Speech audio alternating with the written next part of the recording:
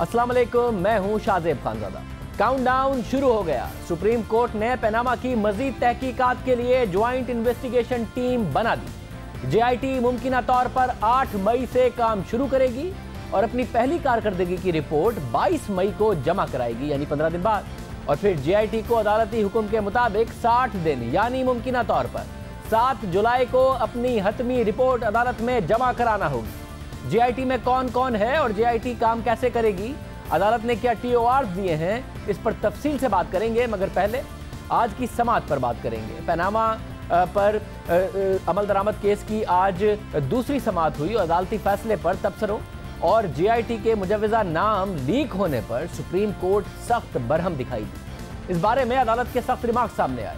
Panama अमल दरामद case की इस समाअत के दौरान बेंच के सरबराह जस्टिस एजाज अफजल ने रिमार्क दिए कि एक सियासी रहनुमा की तरफ से कहा गया कि 5 जजेस ने वजीर आजम को झूठा कहा है।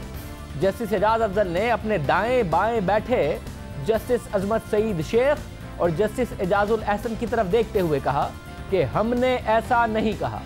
जस्टिस एजाज अफजल ने मजीद कहा कि जिस लीडर ने यह बात कही है कि 5 जजेस ने वजीर आजम को झूठा कहा है, इसने लोगों को चीट किया है, यानी धोखा दिया है। उन्होंने वाजे करते हुए कहा कि अगर आइंदा ऐसा हुआ तो उनको कटहरे में खड़ा करेंगे। वार्निंग दे रहे हैं, अगर आइंदा जजेस और अदालती हुक्म को गलत तौर पर मंसूब किया गया तो ऐसे लोगों को कटहरे में लाएंगे। लोग क्या कहते हैं, कोई मीडिया में क्या कहता है, लीडर क्या कहते हैं, कोई फर्क नहीं पड़ता। हम कानून के मुताबिक चलेंगे, चाहे आसमान गिर जाए। कानून और आइन के मुताबिक फैसले करेंगे। अगरचे सुप्रीम कोर्ट ने नाम नहीं लिया, मगर नौशहरा में जलसे से खिताब करते हुए तहरीक इंसाफ के चेयरमैन इमरान खान ने वाजे किया कि अदालत ने उनके बारे में कहा, मगर उन्होंने 5 जजेस के हवाले से नहीं कहा। एक जज साहिबान ने मेरा नाम लिया, उन्होंने ये कहा कि एक लीडर ने ये कहा है कि सारे जजेस ने कहा है, यानी कोई एक अजीब सी स्टेटमेंट आई है कि जजेस ने कहा है कि वो झूठ बोलते हैं। मेरी तरफ से कहा है, मैं वाज़ेह कर दूं मैंने क्या कहा है। मैंने ये कहा है कि 2 जजेस ने नवाज शरीफ को झूठा भी कहा है और करप्ट भी कहा और उसको क्या डिस्क्वालीफाई करें, और 3 जजेस ने जो नवाज शरीफ का डिफेंस था कतरी खात, किसी भी 5 जजेस ने किसी को उसको तस्लीम नहीं किया। मैं उसको ये समझता हूं कि जब जजेस ने कतरी खत को नहीं माना, इसका मतलब कि जो मेन डिफेंस था कि पैसा यहां से बाहर कैसे गया, वो खत्म हो गया नवाज शरीफ का, यानी कि कतरी खत झूठ था।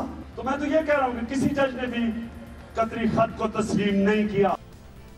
इमरान खान ने वजाहत कर दी, मगर कुछ दिन पहले 30 अप्रैल को कराची में तहरीक इंसाफ के चेयरमैन इमरान खान ने क्या कहा, आइए आपको सुनवाएं।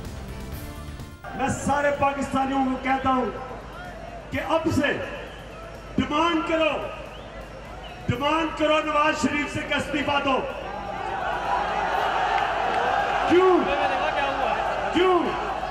क्योंकि एक झूठा आदमी जो 5 सुप्रीम कोर्ट के जजेस ने कह दिया कि ये झूठा है, कतरी खत झूठा है, कतरी खत फ्रॉड है, एक झूठा मुल्क का प्राइम मिनिस्टर नहीं बन सकता। 5 जजेस ने कह दिया कतरी खत झूठा है, ये झूठा है, एक झूठा मुल्क का प्राइम मिनिस्टर नहीं बन सकता। आज अदालत ने वाजे कर दिया कि अदालती फैसले में ऐसा कुछ नहीं कहा गया और साथ ही खबरदार भी कर दिया कि अगर आइंदा ऐसा कहा गया तो सख्त एक्शन लिया जाएगा। तहरीक इंसाफ के तर्जुमान नईम मुल्क साहब हमारे साथ मौजूद। नईम मुल्क साहब, बहुत शुक्रिया। नईम मुल्क साहब, किसी मटीरियल एविडेंस का जो आप गवाही दें या एविडेंस पेश करें, सबूत पेश करें, अदालत मुस्तरद कर सकती है। अगर अदालत उसे ना माने या मुस्तरद ना करे या मुस्तरद कर दे तो इसका मतलब यह है कि उसने आपको झूठा भी कहा। मुतादिद केसों में एविडेंस दी जाती है, इसका मतलब ये तो नहीं होता कि आपकी एविडेंस मुस्तरद हो गई तो आप भी झूठे हुए, या आपकी जो एविडेंस थी अगर वो अदालत ने नहीं मानी नहीं तो क्या नईम बुखारी साहब को अदालत ने झूठा कह दिया, इमरान खान साहब को अदालत ने झूठा कह दिया। एविडेंस का मुस्तरद होना झूठा साबित होना कैसे हो गया? नहीं, देखें, हमारे पर तो कोई इल्ज़ामात नहीं थे, ना हमने किसी चीज़ की सफाई पेश की, ना नवाज शरीफ पे लगाए गए इल्ज़ामात जो थे वो हमने लगाए थे, वो तो बाहर से आए थे, पनामा लीक से ज़रिए के आए थे। तो हमने जो दस्तावेज़ात पेश की उनका ताल्लुक़ किसी हमारे ऊपर लगाए इल्ज़ामात से नहीं था, तो इस बात का इतलाक़ हमारे ऊपर नहीं होता। मगर नवाज़ शरीफ साहब पर जब इल्ज़ामात लगाए गए और उन्होंने कौमी असम्बली और कौम से ख़िताब करते हुए कुछ और कहा और अदालत में आकर एक और नई कहानी पेश की क़तरी ख़त की, और उस क़तरी ख़त को किसी ने तस्लीम नहीं किया, तो हम ये सोचते में मजबूर हो जाते हैं कि क्या जब तस्लीम नहीं किया गया और पाँचों जज साहबान ने अगर 3 भी तस्लीम कर लेते तो शायद बात मुख्तलिफ होती। मगर अगर जजेस खुद कह रहे हैं कि हमने जो कहा वो वैसा नहीं है जैसा कि इमरान खान साहब ने कहा, इसलिए इमरान खान साहब ने कौम को धोखा दिया है इस किस्म की बात करके, जो कि आज खान साहब कह रहे हैं कि मैंने तो वैसा नहीं कहा कि जैसा जजेस कह रहे हैं, और हमने पुराना खान साहब का बयान भी चलाया है, तो जजेस खुद भी कह रहे हो कि हमने नहीं कहा, आप ये कह रहे हैं कि उनकी एविडेंस मुस्तरद हो गई, तो जजेस ने यही कहा। मैं सिर्फ खान साहब के जुमलों की वजाहत कर रहा हूँ, बाकी नतीजे अखज़ करने वाले अपने तौर पे जो मुनासिब समझें कह दें, मगर खान साहब का मतलब ये था जो मैंने अभी आपके सामने पेश किया। मतलब मगर खान साहब का ये धोखा देने वाली बात कही गई है, धोखेबाज ही धोखा देता है, इस किस्म की अगर बात अगर कही गई है तो इस पर फिर आपकी क्या वजाहत है? अदालती फोरम से अगर ये बात आई है कि जो ये कह रहा है उसने धोखा दिया। नहीं, अगर कोई भी जज या कोई भी इंसान किसी बात को गलत समझता है और गलत समझने की वजह से या नामुकम्मल इंफॉर्मेशन या मालूमात की वजह से कोई जुमला कहता है तो जाहिर है उस पर अगर मज़ीद रोशनी डाली जाए, मज़ीद इंफॉर्मेशन उसको प्रोवाइड की जाए, वजाहत की जाए, तो वो एक जो उनकी जो राय होती है उसको तब्दील भी किया जा सकता है। तो राय किसकी बदलेगी? इमरान खान साहब की बदलेगी या 5 जजेस की बदलेगी, या तो 3 जजेस इस वक्त बेंच पर बैठे हैं उनकी बदलेगी, जो ये कह रहे हैं कि हमने ये नहीं कहा था जो खान साहब कह रहे हैं, मगर आप कह रहे हैं कि उससे ये साबित होता है क्योंकि एविडेंस उनकी मुस्तरद हो गई, तो किसकी राय बदलेगी? नहीं, जैसे कल के उसमें प्रोसीडिंग्स में दूसरे केस में अकरम शेख साहब ने मुझ पर इल्ज़ाम लगाया, चीफ जस्टिस से शिकायत की कि आपने अहकामात जारी किए थे कि कोर्ट रूम के बाहर इस केस पर कोई बात नहीं की जाएगी, और नई मुल्हक ने जाकर बाहर प्रेस से खिताब किया, तो वो बिल्कुल गलत उन्होंने बात की थी। मैंने जाते ही प्रेस को ये कहा कि चीफ जस्टिस साहब ने मना कर दिया, इस केस पर हम बात नहीं करेंगे, हम बात करेंगे दूसरे केसेस पर, पनामा लीक्स पर और डॉन लीक्स पर। वो मैंने की। तो मैंने कहा कि एक गलत फहमी की बुनियाद पर या गलत इन्फॉर्मेशन की बुनियाद पर एक गलत नतीजा निकाला जा सकता है, ये एक इंसानी फितरत होती है। सर मुझे ये बताइए, आइंदा इमरान खान साहब की तरफ से जुमला सुनने को मिलेगा या नहीं मिलेगा कि तमाम जजेस 5 जजेस ने नवाज शरीफ को झूठा कहा है, नवाज शरीफ झूठा है, अदालत ने इसे झूठा कहा है, जबकि जजेस खुद कह रहे हैं कि हमने नहीं कहा है, तो आइंदा ये सुनने को मिलेगा या नहीं मिलेगा इस तस्वीर के बाद? इस पर मैं कोई कमेंट नहीं करूंगा। इस पर आप नईम मुल्क साहब कह रहे थे कमेंट नहीं करेंगे, जाहिर इमरान खान साहब क्या कहेंगे क्या नहीं कहेंगे उस पर नईम मुल्क साहब कोई कमेंट नहीं कर रहे थे, उस पर कुछ कमिट नहीं कर रहे थे। पनामा का मामला अगले मरहले में दाखिल हो गया है, JIT बन गई है, अदालत ने एक नाम की खुद छानबीन की, एक नाम की, और उस पर गौर किया और फिर खुद इंतखाब किया। आज के अदालती हुक्म में टीम के एक रुकन का नाम लिखा, साथ ही लिखा कि इदारे ने क्या क्या नाम दिए, उन्होंने उन पर गौर किया और फिर खुद उनका इंतखाब किया। अदालत ने जोर देकर कहा कि नामों का इंतखाब उन्होंने खुद किया है। सुप्रीम कोर्ट के आज के हुक्म के मुताबिक गवर्नर स्टेट बैंक की पेश करदा फहरिस्त से अदालत ने 21 ग्रेड के ऑफिसर आमिर अजीज का इंतखाब किया। फिर ACCP की फहरिस्त से अदालत ने एग्जीक्यूटिव डायरेक्टर बिलाल रसूल का इंतखाब किया। अदालत ने नैब से ग्रेड 20 के अफसर नईम मंगी का इंतखाब किया। इसी तरह ISI से ब्रिगेडियर मोहम्मद नुमान और MI से ब्रिगेडियर कामरान खुर्शीद का इंतखाब किया। अदालती हुक्म के मुताबिक FIA के additional director general immigration Wajid Zia को JIT का सरबराह मुकर्रर किया गया है। अहम बात यह है कि ज़राए के मुताबिक पनामा की JIT में शामिल ISI और MI के नुमाइंदे ब्रिगेडियर मोहम्मद नुमान और brigadier Kamran Khurshid don leaks की तहकीकात करने वाली इंक्वायरी कमेटी में भी शामिल रहे। ये वही 2 अफसरान हैं जो डॉन लीक्स की इंक्वायरी में शामिल थे, और इन्हीं 2 अफसरान को JIT में डाला गया है जो पनामा की इन्वेस्टिगेशन करेंगे। अब इस इंक्वायरी कमेटी के बारे में चौधरी निसार ने पहले कहा कि डॉन लीक्स की इंक्वायरी रिपोर्ट इसलिए लेट हुई क्योंकि कमेटी में इत्तफाक राय नहीं था। फिर बाद में कहा कि इत्तफाक राय हो गया है, रिपोर्ट जल्द ही सामने आ जाएगी। और इस हवाले से तहरीक इंसाफ के chairman Imran Khan don leaks की रिपोर्ट पर अपने तहफ़्फ़ुज़ात का इजहार कर चुके हैं। डॉन लीक्स में जो जजमेंट आई है इसमें ISI भी थी और MI भी थी, और हमारे कोई भी इस वक्त इस जजमेंट को नहीं मानता कि लगता है ऐसे है कि मैनेज हुई है। लेकिन हाँ, चौधरी निसार कहते हैं जी कि कंसेंसस डेवलप हो रहा है। ये कंसेंसस क्या डेवलप हो रहा है? ये तो ये कह सकते थे, ये बेंच भी कह रहा था कि हम कंसेंसस डेवलप करेंगे। यहाँ 3-2 की जजमेंट आई है तो पता चल गया ना लोग के कौन सा जज किधर खड़ा है। अब उधर भी उन्होंने क्यों कहा डॉन लीक्स पे कि जी कंसेंसस बन रहा है, और कंसेंसस जो रिजल्ट आया वो लोग मान नहीं रहे, क्योंकि अगर आपने यही कहना था ये पहले कर देते।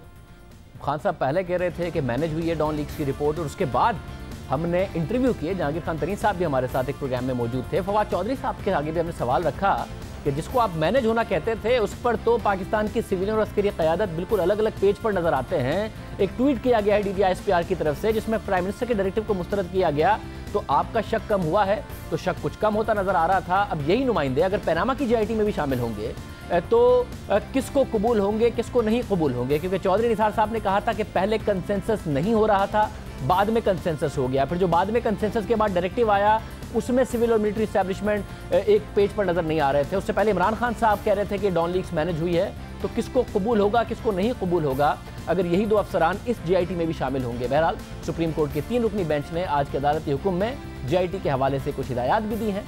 अदालत ने अपने हुक्म में लिखा है कि GIT का दफ्तर वफाकी जुडिशल अकेडमी इस्लामाबाद में होगा, जहां उन्हें तमाम दफ्तरी सहूलियात मुहैया की जाएंगी। इस हवाले से चीफ जस्टिस से मंजूरी ले ली गई है। GIT को तहकीकात के लिए फंड्स की जरूरत होगी।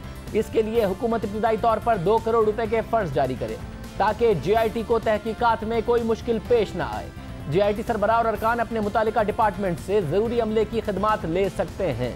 GIT जरूरत पड़ने पर अपने डिपार्टमेंट के अलावा तमाम इदारों और सूबाई वफाकी हुकूमत से किसी भी किस्म की माहिराना मदद ले सकेगी। और अदालत ने अपने हुक्म में लिखा कि GIT के पास तहकीकात और शवाहिद जमा करने के लिए मकामी और बैरूनी माहिरीन से मदद लेने का इख्तियार होगा। GIT को कानून के मुताबिक तहकीकात के लिए तमाम इख्तियारात हासिल होंगे। अदालत ने अपने हुक्म में मजीद लिखा कि GIT सुप्रीम कोर्ट की हिदायत पर काम कर रही है, इसलिए तमाम इंतजामी इदारे GIT की मदद करेंगे। अदालत ने आज अपने अदालती हुक्म में लिखा कि अगर कोई भी शख्स GIT के साथ ताउन नहीं करता, उनके सामने पेश होने से इनकार करता है या नाकाम होता है और कोई भी सबूत देने से मना करता है, तो इसके खिलाफ कार्रवाई के लिए GIT सुप्रीम कोर्ट को आगाह करेगी। GIT को हिदायत की गई है कि वो 20 अप्रैल के अदालती हुक्म के मुताबिक मुकम्मल तहकीकात करके हतमी रिपोर्ट जमा कराए। अब मजीद अदालती कार्रवाई 22 मई को होगी, यानी GIT मुमकिना तौर पर 8 मई से काम शुरू करेगी और फिर 2 हफ्ते मुकम्मल होने के बाद 22 मई को अपनी पहली रिपोर्ट अदालत के सामने पेश करेगी। अब ये अहम मामला होगा। ज़ाहिर जब हुक्म अदालती है तो सबको कानूनी तौर पर तो ये फैसला मानना ही होगा, मगर सियासी तौर पर भी तस्लीम किया जाएगा, या इसको मुतनाज़ बनाया जाएगा। और दूसरी अहम बात यह है कि जब अदालत की तरफ से वाज़े तौर पर कहा गया है कि ये हर तहकीकात कर सकती है, सबको इसके साथ ताउन करना है, और शरीफ खानदान कहता है कि हम हर किस्म के सबूत पेश करेंगे, किए हैं, तो क्या जो पैनामा का मामला है उसमें बाकायदा तौर पर एक्सेस टू इंफॉर्मेशन दी जाएगी। पैनामा में ये कहा जाएगा कि हाँ जी, इस GIT को जो भी मालूमात हैं 90 की दिहाई से लेकर अब तक वो सारी की सारी दे दी जाएं, ताकि दूध का दूध पानी का पानी हो जाए, जो शरीफ खानदान कहता है, और सारी की सारी वो एविडेंस रखी जाएगी ही या नहीं रखी जाएगी, जिससे ये GIT अपना काम कर सके, सुप्रीम कोर्ट के हुक्म के मुताबिक कर सके। वो तमाम सवालात हैं जिनका जवाब अगले आने वाले कुछ दिनों में पता चल जाएगा, क्योंकि सुप्रीम कोर्ट 15 दिन बाद इस GIT के काम पर दोबारा हियरिंग करेगी। प्रोग्राम में एक ब्रेक शामिल करते हैं, मजीद अहम खबरें पर बात करेंगे एक ब्रेक के बाद।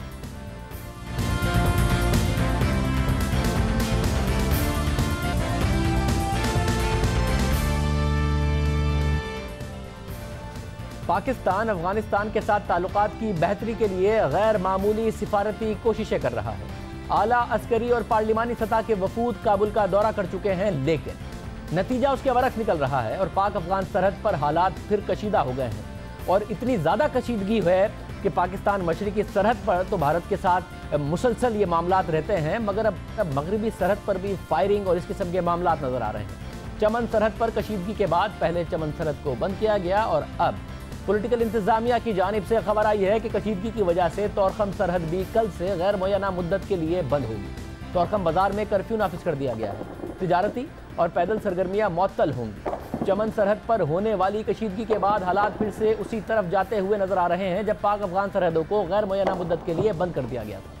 16 फरवरी को तोरखम और चमन सरहदों को हर किस्म की आमदोरफ्त के लिए बंद कर दिया गया था। तमाम तिजारती सरगर्मियां मुअत्तल हो गई थी और 21 मार्च को वज़ीर आज़म की हिदायत पर सरहदें खोली गई थी। वही सूरत हाल फिर से सामने आ गई है। आज सुबह चमन बॉर्डर के करीब अफगान फोर्सेस की जानिब से मर्दमशुमारी की टीम पर बिला इश्तियाल फायरिंग और गोलाबारी की गई। पाक अफगान सरहद पर 10 घंटे तक झड़पें जारी रहीं। इतलात के मुताबिक 2 FC एहलकार और 9 पाकिस्तानी शहीद हुए। फिर झड़पों में 4 FC एहलकारों समेत 42 अफराद जख्मी भी हुए। अफगान फोर्सेस की जानिब से मार्टर गोलों के साथ रॉकेट्स भी फायर किए गए जो चमन शहर के अंदर आकर गिरे, जिससे घरों को भी नुकसान पहुंचा। ISPR के मुताबिक पाक अफगान DGMOs का हॉटलाइन पर राब्ता हुआ और DGMO पाकिस्तान शमशाद मिर्जा ने अफगान फायरिंग और गोलाबारी की।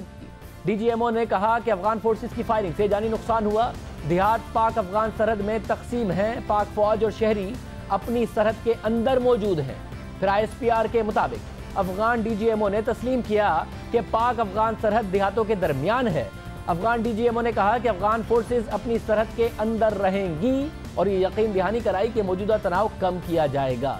DGMO पाकिस्तान ने कहा कि हम अपनी सरहदों के अंदर काम करेंगे और इसके अलावा हॉटलाइन राब्ते के बाद पाक अफगान बॉर्डर पर फ्लैग मीटिंग भी हुई और सरहदी कशीदगी से मुताल्लिक तर्जुमान पाक फौज मेजर जनरल आसिफ गफूर ने बयान जारी किया कि जिसमें बताया गया कि अफगान बॉर्डर पुलिस ने चमन बॉर्डर पर मर्दमशुमारी की टीमों की सिक्योरिटी पर मामूर एहलकारों पर फायरिंग की। DG ISPR के मुताबिक अफगान हुक्काम को सिफारती और अस्करी ज़राए से मर्दमशुमारी के अमल के बारे में पहले ही आगाह किया गया था। इसके बावजूद अफगान बॉर्डर पुलिस 30 अप्रैल से मर्दमशुमारी की राह में रुकावटें खड़ी कर रही थी। उन्होंने बताया कि चमन सरहद को हर किस्म की आमदोरफ्त के लिए बंद कर दिया गया। पाकिस्तान में अफगान सफीर उमर ज़कीवाल ने पाक अफगान फोर्सेस के दरमियान झड़पों को अफसोसनाक करार दिया और ट्विटर पर पैगाम में कहा कि मामले को बातचीत से हल करने पर इत्तफाक हो गया है।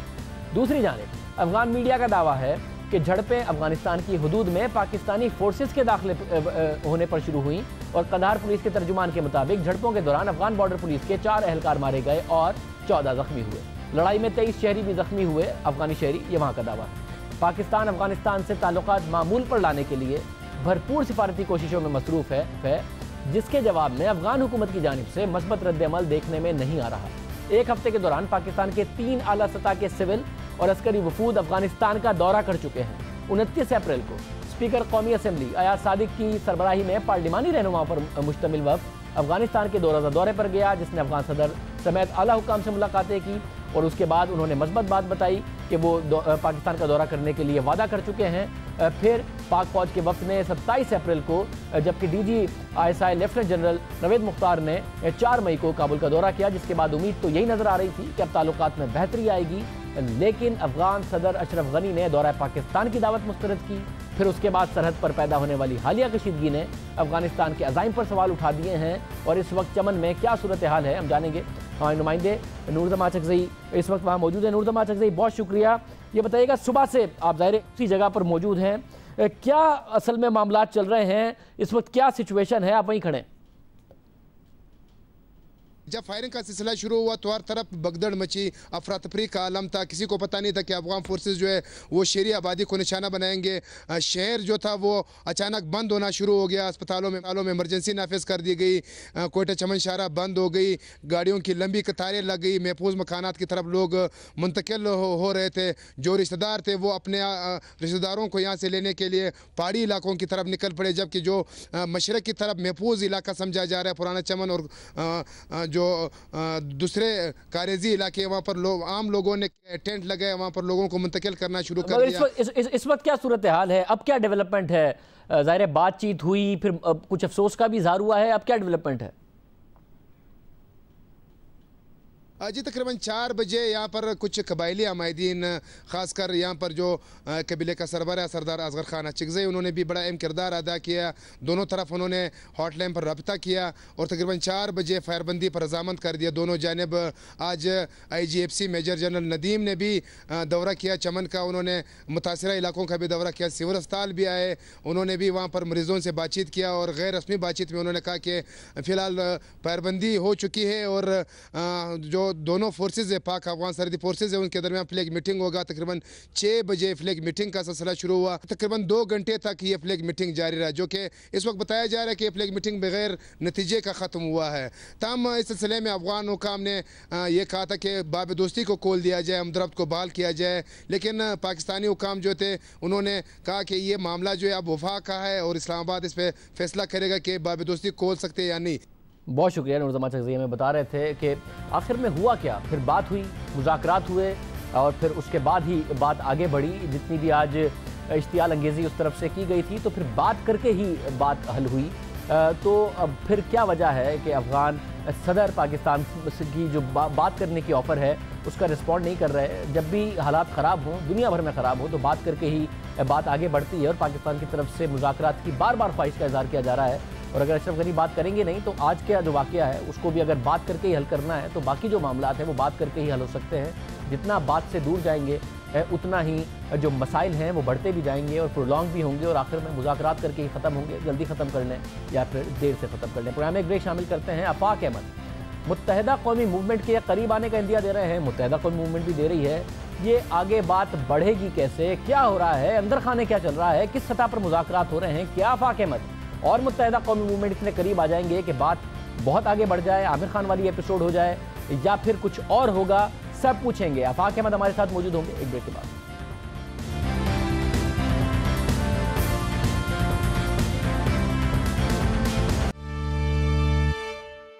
भारत और पाकिस्तान मुज़ाकरात कर सकते हैं, बातचीत कर सकते हैं, तो इस कौम के लोग आपस में क्यों नहीं बैठ सकते? कौमों को मुत्तहिद करना ज़रूरी है। सियासी जमातों को एक करना अगर होती हैं और नज़रियात मिलते हैं या आपस में इख्तिलाफात ख़त्म करके वो ये समझते हैं कि कोई आपस में एक जमात बननी चाहिए और इत्तेफाक हो जाता है, तो इसमें कोई बुराई भी नहीं है। आफाक अहमद साहब हमारे साथ मौजूद हैं, सरबराह महाजिर कौमी मूवमेंट। आफाक अहमद साहब बहुत शुक्रिया। ये क्या अल्ताफ हुसैन साहब से प्रॉब्लम था, वो गए तो आपको बाकी लीडरशिप से, बाकी रहनुमाओं से कोई प्रॉब्लम नहीं है? बात किस हद तक आगे बढ़ सकती? नहीं शादिब, मैंने असल में आपके प्रोग्राम में जिस किस्म की ख़बरें चली तो उस वक्त मुझसे सहाफ़ियों ने ये बात पूछी थी कि ये मामलात डिस्कस में आए हैं और उनकी तरफ से शायद ये मैसेज अवाम में गया है कि मीटिंग हो रही है और वो आफाक अहमद के पास जाना चाहते हैं। तो उस पर मैंने कहा था कि अगर कहीं मफाहिमत की, कहीं गुफ्तो शनीद की कोई सोच अगर परवान चढ़ रही है तो मैं ऐसी बात की सपोर्ट करता हूँ। हमेशा मैंने की है कि हमेशा तहरीर, तकरीर और दलाइल का रास्ता इख्तियार करना चाहिए अपने डिस्प्यूट को रिज़ॉल्व करने के लिए और जो मसाइल हैं उसके ऊपर कोई मुश्तरका हिकमत अमली बनाने के लिए। तो उस पर मैंने कहा कि हाँ ठीक है, अगर ऐसा है तो मुझे कोई तकलीफ़ नहीं है। अच्छा, दूसरा एक बात आपने ये कही कि अल्ताफ़ साहब से तकलीफ़ थी। देखिए, अल्ताफ़ साहब से 94 में जब हमारे अल्ताफ़ साहब से इख्तिलाफ़ थे और अल्ताफ़ हुसैन के साथ जब हमारे मामलात ख़राब हुए और उसमें तसादुम हुआ, तो ऐसा नहीं है कि अल्ताफ़ साहब के ज़माने में या अल्ताफ़ हुसैन के ज़माने में मैंने मफाहिमत की बात न की हो। मैंने उस ज़माने में भी प्रोफेसर हसनैन काज़मी और डॉक्टर अंसारी के ज़रिए अल्ताफ़ साहब से रब्ता किया। अल्ताफ़ हुसैन को मैंने कहा कि ये जो आप लोगों के कत्ल करवा रहे हैं और मुखालफिन को कत्ल कर रहे हैं, ये मत कीजिए और तहरीर और तकरीर और दलाइल का रास्ता इख्तियार कीजिए। मैं लड़ना नहीं चाहता, मेरा आपके साथ नज़रियाती इख्तिलाफ है, उसको अवाम के अंदर जाने दीजिए। राब्ते किस लेवल के हैं आपके? किससे? मुत्तहिदा कौमी मूवमेंट से? ज़ाहिर है कि मरकज़ी जो उनकी लीडरशिप है वो गाहे बगाहे राब्ते में रहती है। आपकी और फारूक सत्तार साहब की बात होती रहती है? नहीं, फारूक सत्तार साहब से मेरी बात नहीं हुई, लेकिन बाकी लोग जो आपके सेंट्रल कमेटी के हैं वो मेरे लोगों के साथ भी राब्ते में रहते हैं और मेरे साथ भी राब्ते में रहते हैं और हमें एक दूसरे के साथ राब्ते में रहने में कोई हर्ज नहीं है। ये अल्ताफ हुसैन साहब के अलग होने के बाद है, उससे पहले भी राब्ते में रहते थे? अल्ताफ साहब के साथ जब ये लोग अटैच थे उस वक्त भी मेरे राब्ते में लोग थे।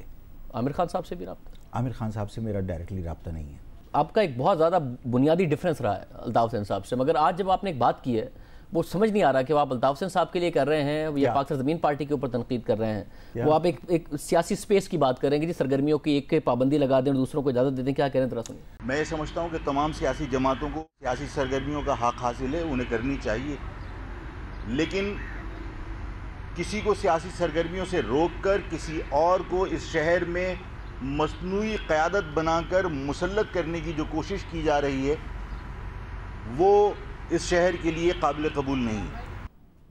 ये आप किसको कह रहे हैं? कि पाकिस्तान को कह रहे हैं कि अल्ताफ हुसैन साहब पर पाबंदी लगा के ये फारूक सत्तार साहब वाली पार्टी को? मैं ना मुत्तहिदा कौमेंट पाकिस्तान को कह रहा हूँ, ना मैं फारूक सत्तार इनको कह रहा हूँ, मुस्तफा कमाल को कह रहा हूँ। ये सब लोग इस शहर के स्टेक होल्डर्स हैं, इनको सियासत करने की आज़ादी होनी चाहिए। महाजिर कौमी मूवमेंट को सियासत करने की आज़ादी होनी चाहिए। इस वक्त पाबंदी किस पर है? बाकी तो सबको आज़ादी है, तो आप भी जलसा कर रहे हैं, आपको भी आज़ादी है, किस एक पर पाबंदी है? ये कोई सियासी आज़ादी इसको कहते हैं आप, कि सियासी वफादारियां तब्दील करने के लिए आप गिरफ्तारियां करते रहिए, आप क्या इसको सियासी आज़ादी कह सकते हैं? तो फिर आप मुस्तफा कमाल साहब के लिए कह रहे थे। क्लियर कहता हूं कि तमाम लोगों को इवन फील्ड मिलनी चाहिए, जो यहाँ के स्टेक होल्डर्स हैं, उनकी सियासी सरगर्मियों पर आप जो है वो लगामें कस के और आप दूसरों को यहाँ आज़ादी दीजिए कि इमरान खान साहब यहाँ कराची में आए। सवाल ये पैदा होता है कि इमरान खान साहब इस शहर में एक एक दिन में 50-50 लोग कत्ल हुए हैं। उस वक्त मुस्लिम लीग नून कहाँ थी? उस वक्त जमात खान साहब के अलावा भी सबको इजाजत है। आप जलसा करने जा रहे हैं, आपको है, मुस्तफा कमाल साहब कर रहे हैं, फारूक सत्तार साहब ने रैलियां और जलसे निकाले हैं, अल्ताफ साहब के खिलाफ इलावा तो सभी कर रहे हैं। आज इस शहर के अंदर ये सोच के साहब इस शहर के अंदर अब हम आके सियासी आज़ादी के साथ काम कर सकते हैं, काम करने का मौका तो तमाम लोगों को मिलना चाहिए, मैं इससे इनकार नहीं कर रहा। लेकिन आज आप महाजिर कौमी मूवमेंट या फारूक सत्तार साहब या मुस्तफा कमाल साहब, उनको वो उस तरह की आज़ादी नहीं है जिस तरह की तहरीक इंसाफ को आज़ादी है। कैसी बात है? इस तरह की बिल्कुल मैं आपसे आपने जो जुमला कहा कि जी गिरफ्तार करके वफादारियां तब्दील कराना, ये वफादारियां तब्दील करा के कोई पीटीआई में जा रहा है या पीएसपी में जा रहा है? कहाँ जा रहा है? पीएसपी में गए। तो फिर आज़ादी ज़्यादा किसको है?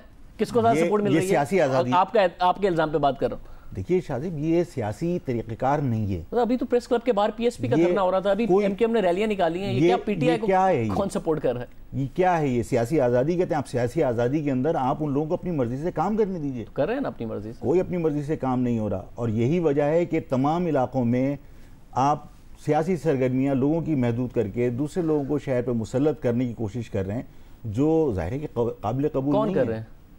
पाकिस्तान के हुक्मरान कर रहे हैं, पाकिस्तान की इस्टेब्लिशमेंट कर रही है, जो ज़ाहिर है सब महसूस कर रहे हैं। इस्टेब्लिशमेंट या हुक्मरान मियां नवाज शरीफ साहब है, वो तो इमरान खान को नहीं ना सपोर्ट करेंगे। देखिए, तो कौन कर रहा है? इस्टेब्लिशमेंट कर रही है। इस्टेब्लिशमेंट किसे एग्जैक्टली सपोर्ट कर रही है इस वक्त आपके ख्याल में? इस्टेब्लिशमेंट किसे? तहरीक इंसाफ को। तहरीक इंसाफ को कर रही है। आपने एक जुमला कहा, वो कोयल वाला और कव्वे वाला, वो जरा मैं सुनाता हूँ, उसमें कहाँ तहरीक इंसाफ आती है, जरा सुन लीजिए। आप देखिए, उसमें आप महाजिर पॉलिटिक्स को डिस्करेज कर रहे हैं। अवाम भी सुन लेंगे, सुन तो लें। कोयले के घोंसले में कोयल के बच्चे जब परवान चढ़ते हैं ना, जिस दिन अपनी बोली बोलते हैं उस दिन कव्वे भी मार के निकाल देते हैं या खुद घोंसला छोड़ना पड़ता है। अभी अपनी बोली नहीं बोल रहे।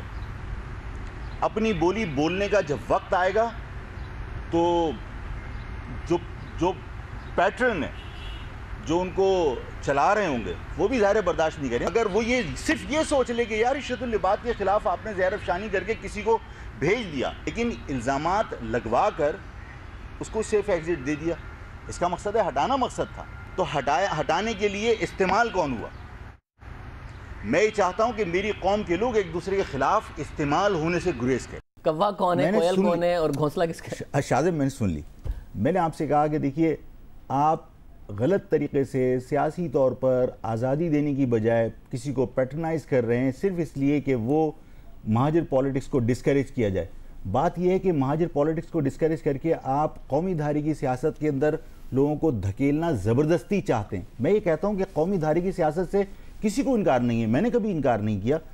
अगर कौमी धारी की सियासत में शामिल होने के बावजूद पाकिस्तान के साथ आज आप कौमी धारी की सियासत करने वाले अगर मुल्क लूटने के इल्ज़ामात उन पर हैं और उन पर आपने गद्दारी के इल्ज़ाम भी माजी में लगाए, अगर हम अपनी कम्युनिटी के प्रॉब्लम्स को हल करना चाहते हैं और उसको आप डिस्करेज करने के नहीं, अब महाजिर पॉलिटिक्स इस शहर में नहीं होगी। आपने ग्रुप बनाने की कोशिश की। आपने जो कव्वे, कोयल और घोंसले वाली एग्जांपल दी, वो इसलिए कि आपको घोंसले का पता है, वहां से होके आए हैं, इसलिए आपको पता है कि कैसे अपनी। बिल्कुल, आप चलिए, मैं इस बात से भी एग्री कर लेता हूँ, लेकिन मेरी बात के अंदर आप इसको इजाफा कर दीजिए कि हमारे साथ तो बदकिस्मती ये थी कि हमारी मूवमेंट को, हमारे एक्शंस को हाईजेक किया और हम उस तहरीक, उस चीज़ के साथ जिसको आप आज पैटर्नाइजेशन कह रहे हैं या मैं कह रहा हूँ, आप नहीं कह रहे, वो हमारे साथ ज़बरदस्ती मुसल्लत की गई थी। फ्यूचर 2018 के इंतखाबात तक आप और एमक्यूएम कितना करीब आ सकते हैं? आपने कहा राब्ते हैं, बिल्कुल हैं, मेरी पार्टी की लीडरशिप के, उनकी पार्टी के लोगों के साथ हैं, आपके जाती तौर पर हैं, तो कहाँ मामला जा सकता है? कराची के लोगों को क्या पैगाम है, कहाँ जाएगा? अगर वोट को तकसीम से बचाने के लिए ये तमाम जो महाजर पॉलिटिक्स से वाबस्ता लोग हैं, चाहे आज वो किसी भी नाम से सियासत कर रहे हैं, अगर उनके साथ कहीं सीट एडजस्टमेंट के ऊपर भी मामलात हो सकते हैं, तो मैं चाहूँगा कि मेरी कौम का मैंडेट तकसीम ना हो। नहीं, मगर देखिए पर हम इस मैंडेट में एक अजीब सिचुएशन 2018 में हो सकती है। आप बात कर सकते हैं कि अल्ताफ हुसैन साहब को अगर मौका नहीं मिला तो वो किसी इंडिपेंडेंट को सपोर्ट कर रहे हो, तो एक ही कॉन्स्टिट्यूंसी में एमक्यूएम पाकिस्तान भी हो, पीएसपी भी हो और अल्ताफ हुसैन साहब का कोई इंडिपेंडेंट कैंडिडेट भी हो, तो आप क्या कर रहे हो? बिल्कुल ये हो सकता है। और ऐसी सूरत में कि जहाँ ऐसी कोई सूरत हाल बन जाए कि Altaf Hussain directly election contest ना कर सकें और उनको इलेक्शन कंटेस्ट करने की आज़ादी ना हो और वो आज़ाद उम्मीदवार की हिमायत करें, ऐसी सूरत में ज़्यादा ज़रूरी हो जाता है कि महाजर कौम का जो मैंडेट है वो उसको तकसीम से बचाने के लिए आपस में सीटों की एडजस्टमेंट की जाए। और तमाम सियासी जमातें जब आपस में सीटों की एडजस्टमेंट कर सकती हैं, मैं फिर कहूँगा कि हम लोग आपस में क्यों नहीं कर सकते? आप खुल के कह रहे हैं कि पीएसपी हो या एमक्यूएम पाकिस्तान दोनों के साथ सीट एडजस्टमेंट कर सकते हैं? बिल्कुल कह रहा हूँ मैं, इसलिए कि मैं ये देख रहा हूँ हालात कि इस देखिए सिंध के अंदर जो शहरी आबादी है वो पहले 40% थी, आज 60% है, लेकिन मुझे इस बात का पूरा एहसास है कि वो 60% होने के बावजूद जो सीटों में इजाफा होगा वो हमारी झोली में नहीं आ रही, इसलिए कि महाजिरों का आबादी के हिसाब से जो तनासुब है उसके इजाफे का वो बहुत कम है। और पीएसपी में राब्ता है आपका किसी से?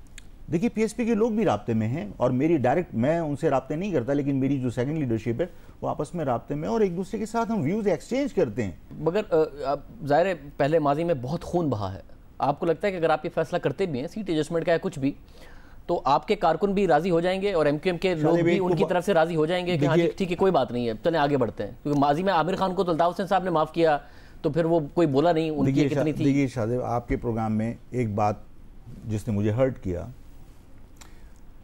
मैं आपके इस बात के साथ ही उसकी वजाहत भी करना चाहता हूँ कि आपने जो प्रोग्राम किए उसमें आपने कहा कि महाजिर कौमी मूवमेंट हकीकी बनी और उसका इख्तिलाफ हुआ अल्ताफ से और उसके बाद इस शहर में कत्ल गारत गरी हुई और बहुत लोग उसमें मारे गए। देखिए वो अल्ताफ हुसैन से मेरा इख्तिलाफ की वजह से लोग नहीं मारे गए थे और उसके ऊपर मैं आपसे और अपनी कौम से और इस मुल्क के लोगों से सवाल करता हूँ कि आफाक अहमद 8 साल जेल में थे और 8 साल जब जेल में थे तो उनके किसी कारकुन को सियासी सरगर्मियां दूर की बात, वो अपने करीबी अजीज व कारिब के जनाजे तक में शरीक नहीं हो सकते थे, हाइडिंग में थे या जेलों में थे। उस पीरियड में मैं जो बात कर रहा हूँ शायद, उस पीरियड में 5,500 आदमी उस 8 साल के अंदर कत्ल हुआ इस शहर के अंदर, महाजिर कौमेंट का कारकुन नहीं था। ये बताइए कि वो लोग जो कत्ल हुए थे वो आफाक की वजह से तो नहीं हुए थे। आप गिला कर रहे हैं और जाहिर है आप गिला कर सकते हैं, मगर सिर्फ एक बात बता दो, आपका जो गिला है उसकी तशरीह कर देता हूँ।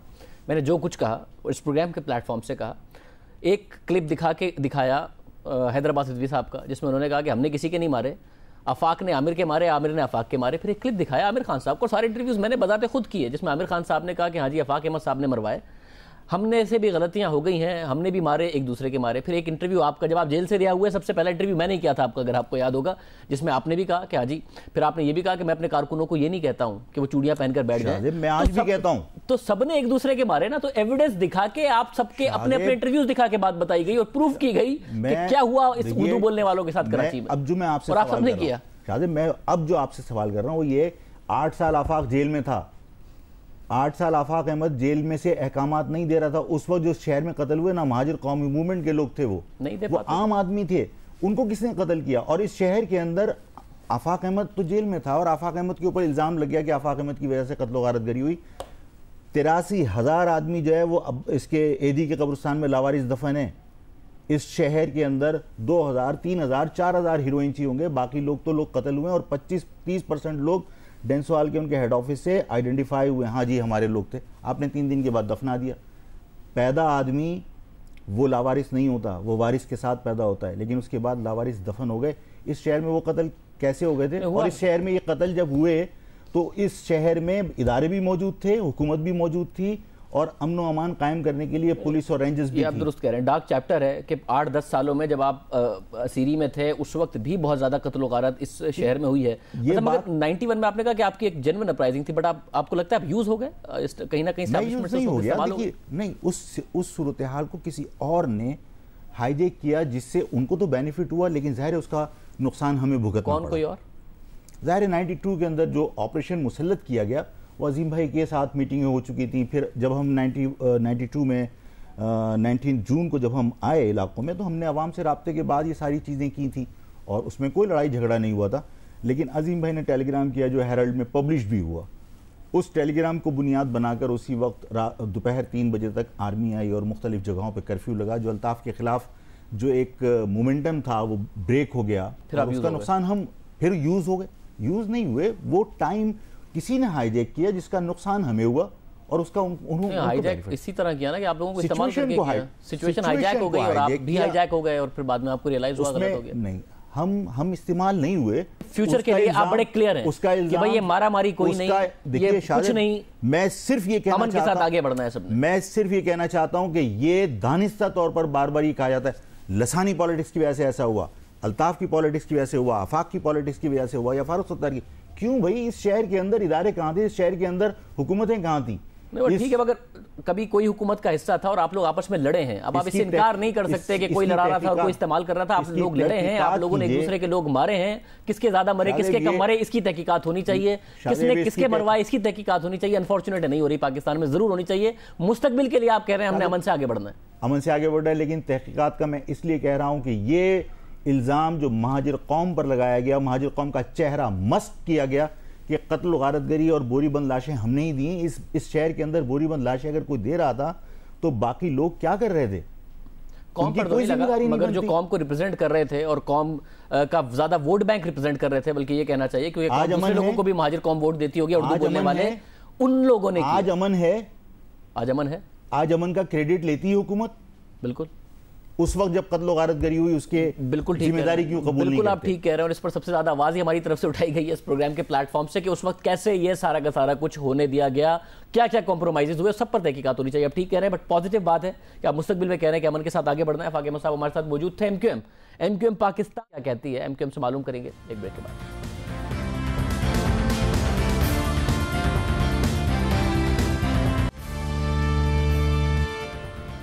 अफाक अहमद साहब का इंटरव्यू आप सुन रहे थे और वो कह रहे हैं आगे बढ़ना चाहते हैं, किसी भी किस्म की सीट एडजस्टमेंट के लिए भी तैयार हैं, मुस्तकबिल में पुरअमन सियासत आगे बढ़े इसके लिए भी मामलात हैं और बाकायदा तौर पर राब्ते में भी हैं मुत्तहिदा कौमी मूवमेंट के कुछ रहनुमाओं से।